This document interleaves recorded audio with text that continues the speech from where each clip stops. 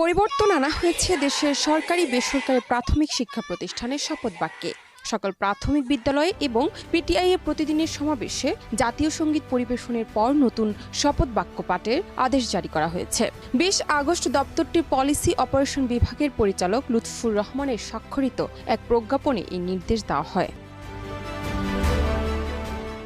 প্রজ্ঞাপন অনুযায়ী নতুন শপথ বাক্য হল, আমি শপথ করিতেছি মানুষের সেবায় সর্বদা নিজেকে নিয়োজিত রাখিব, দেশের প্রতি অনুগত থাকিব, দেশের একতা ও সংহতি বজায় রাখিবার জন্য সর্বদা সচেষ্ট থাকিব। হে মহান আল্লাহ, আমাকে শক্তি দিন, আমি যেন বাংলাদেশের সেবা করিতে পারি এবং বাংলাদেশকে একটি শক্তিশালী ও আদর্শ রাষ্ট্র হিসেবে গড়িয়া তুলতে পারি। আমিন।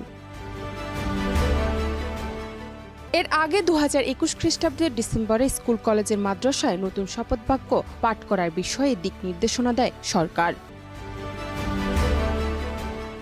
নির্ধারিত ওই শপথ বাক্যটি ছিল, জাতির পিতা বঙ্গবন্ধু শেখ মুজিবুর রহমানের নেতৃত্বে পাকিস্তানি শাসকদের শোষণ ও বঞ্চনার বিরুদ্ধে এক রক্তক্ষয়ী মুক্তি সংগ্রামের মধ্য দিয়ে বাংলাদেশ স্বাধীনতা অর্জন করেছে। বিশ্বের বুকে বাঙালি জাতি প্রতিষ্ঠা করেছে তার স্বতন্ত্র জাতিসত্তা।